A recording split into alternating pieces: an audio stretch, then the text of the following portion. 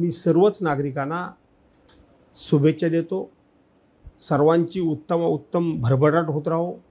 सर्वांना आई जगदंबेनं दीर्घायुष्य देवो आणि प्रत्येकाच्या जीवनामध्ये अशाच पद्धतीनं रोज आनंदाची दिवाळी साजरी हो, अशा प्रकारच्या मी शुभेच्छा देतो। एकंदरीत सर, आता स्थानिक स्वराज्य संस्थांच्या निवडणुका आलेल्या आहेत। प्रामुख्याने आपले चिपळूण नगरपालिका असेल, प्रभाग विभागात प्रत्येकाची आता बांधणी सुरू आहे। आपण एकंदरीत कार्यकर्त्यांना काय संदेश द्याल किंवा आपली काय भूमिका असेल? हे आपण म्हणता त्या पद्धतीनं बरेच वर्षानंतर स्थानिक स्वराज्य संस्थांच्या निवडणुका आता होऊ घातलेल्या आहेत। आता अजून ह्या निवडणुकांचा काही कार्यक्रम जाहीर झालेला नाही। निवडणुका होतील की नाही हे सांगता येणं कठीण आहे, कारण सरकारबद्दल राज्यामध्ये प्रचंड असंतोष आहे। सरकारच्या विरोधात प्रचंड असं वातावरण आहे। सरकारनं प्रत्येक टप्प्यावर गेल्या वर्षी झालेल्या विधानसभेच्या निवडणुकीमध्ये सर्वच स्तरातल्या मतदारांना फसवून त्यांनी त्या ठिकाणी मतदान घेतलेलं आहे।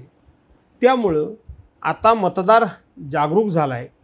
आणि तिसरी गोष्ट, सरकारला असं वाटत होतं की आम्ही स्थानिक स्वराज्य संस्थांच्या निवडणुका कितीही उशीर केला तरी काही हरकत नाही, परंतु कोर्टानं आदेश दिल्यामुळं त्यांची धावपळ झाली आहे। मात्र या निवडणुका विद्यमान सरकारला जड जाणार याचा अंदाज आलेला आहे। त्यामुळं त्या निवडणुका होतील की नाही हीच खरी मनामध्ये शंका आहे। परंतु समजा आता ज्या पद्धतीनं आता प्रभागवार आता आरक्षण वगैरे पडलेलं आहे आणि त्यानुसार आता लोकांची मोर्चेबांधणी सुरू झालेली आहे। मात्र कालच एका काँग्रेसच्या अध्यक्षांनी सांगितलं की आम्ही महाविकास आघाडी तेव्हाच करू जेव्हा आम्हाला काँग्रेसला नगराध्यक्षपद दिलं जाईल वगैरे। तर यामध्ये नेमकं तुमची भूमिका काय असेल? महाविकास आघाडी या ठिकाणी होईल की नाही, कशा पद्धतीने? ही मुळामध्ये लियाकत शाह काय बोलले हे मला काय माहीत नाही। दुसरी गोष्ट, चिपळूणबद्दल काय निर्णय होणार आहे याचीही मला काही कल्पना नाही। त्यामुळे ज्या विषयाची मला कल्पनाच नाही त्या विषयावर मी भाष्य करणं योग्य नाही। राज ठाकरे आणि उद्धव ठाकरे एकत्र दिसले, ठाकरेमध्ये एकत्र दिसले, काय सांगाल?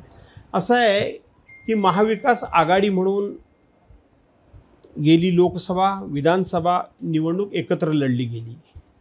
लोक जे काय म्हणतायत की महाविकास आघाडी स्थानिक स्वराज्य संस्थांच्या निवडणुका एकत्र लढेल की नाही लढेल, राज ठाकरेंमुळं ती महाविकास आघाडीमध्ये कुठंतरी मिठाचा खडा पडेल का, राज ठाकरेंमुळं महाविकास आघाडी हे आघाडीतले काही घटक पक्ष बाहेर पडतील का, अशा पद्धतीचा शब्दप्रयोग अनेक जण करतात। मुळामध्ये राज ठाकरेंच्यामुळं महाविकास आघाडी राहणं न राहणं हा विषयच येत नाही। याचं कारण असं आहे की महाविकास आघाडी म्हणून कधीही आम्ही एकत्र स्थानिक स्वराज्य संस्थेच्या निवडणुका लढलेलोच नाही। स्थानिक स्वराज्य संस्थेच्या निवडणुका ह्या आम्ही महाविकास आघाडी म्हणून कधी लढलोच नाही। त्यामुळं कोणामुळं तरी ती आघाडी तुटेल, कोणामुळे ती आघाडी बिघडेल किंवा आघाडी राहील की नाही राहील हा चर्चेचा विषयच होत नाही। पण काल राज ठाकरेंची मी एक मुलाखत बघितली, अतिशय मार्मिक अशा प्रकारची टिप्पणी त्यांनी केली। ती म्हणजे समोरून कोणीतरी एका पत्रकारानं प्रश्न विचारला की तुम्ही महाविकास आघाडीमध्ये सामील झालात का, तुम्हाला सामावून घेतलं का? त्यांनी इतक्या मार्मिकपणे उत्तर दिलं, 2017ची तुम्हाला आठवण नाही का? आणि आता हा विषय मला काय बोलायचा नाही, तो योग्य वेळेला बोलू।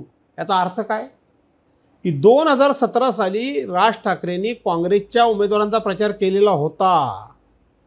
त्यावेळेला राज ठाकरेंचा मनसे हा पक्ष होता आणि म्हणून जर काँग्रेसच्या व्यासपीठावर त्यावेळेला राज ठाकरे मनसेचे असताना चालले तर आता राज ठाकरे का चालणार नाही, इतका त्याचा मार्मिकपणे अर्थ होता। त्यांनी तेवढेच फक्त बोलले, 2017 तुम्ही विसरलात का? त्यामुळं राज ठाकरे जे काल तुम्हाला भेटले त्यात आश्चर्य वाटण्याचं काही कारण नाही। मला असं वाटतं की सगळे एकत्रितपणे निवडणुका लढवतील।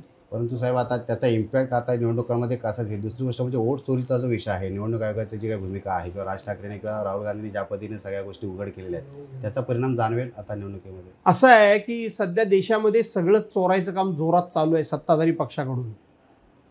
विरोधी पक्षांचे पक्ष चोरले, त्यांच्या निशाण्या चोरल्या, त्यांचे झेंडे चोरले, त्यांची नावं चोरली, त्यांचे आमदार चोरले, त्यांचे खासदार चोरले, त्यांचे पदाधिकारी चोरले। आणि मग आता चोरण्यासारखं काय राहिलं आहे तर मतदान, तीही चोरी सुरू झालेली आहे। त्यामुळं सध्याची परिस्थिती ही चोरांचं राज्य आज आपल्याला ठेवायचं आहे का हे चोरांचं राज्य घालवून टाकायचं आहे, ही जनतेने विचार करण्याची वेळ आहे.